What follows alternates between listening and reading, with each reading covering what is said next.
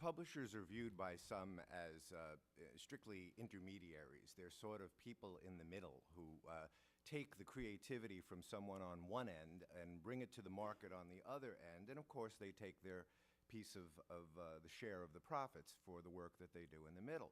To some who don't understand what publishers actually do, that might itself sound like it's a sort of a parasitical activity, but in fact it isn't. And I think if one understands how the publishing industry has operated both in the pre-digital age and how it is now working with a great deal of difficulty in some respects to transition to the digital environment, I think they'll develop more appreciation for it.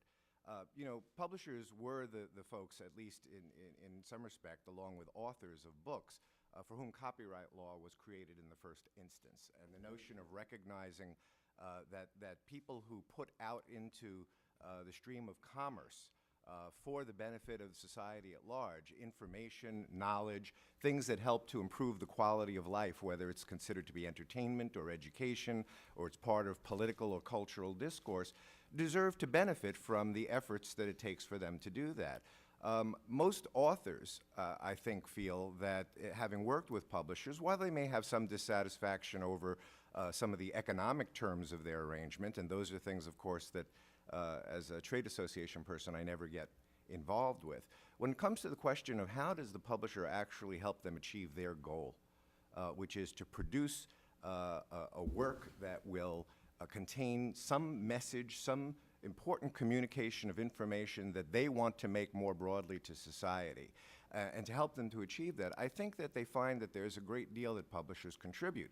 In the internet age now, we hear a lot about self-publishing, and we hear a lot about disintermediation, the idea that perhaps authors should just discard their relationships with publishers. The internet allows anyone to be a publisher, but the question is, are they going to get the same kind of results? It's a pretty rough market out there, folks. Just being able to get your work discovered, let alone get people who are the right audience to appreciate it, be the ones who know it's there and are willing to invest in acquiring it for their own edification, takes a lot of work.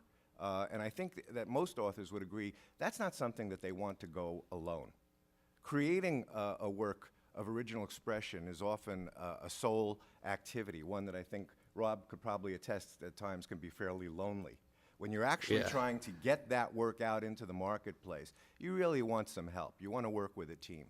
And I think the publishing community, although it does have a fair way to go in adapting to the ways in which digital technology, and particularly digital networks, can affect the work that they do, they're using that technology to improve their ability to work with authors and to help authors achieve their goals.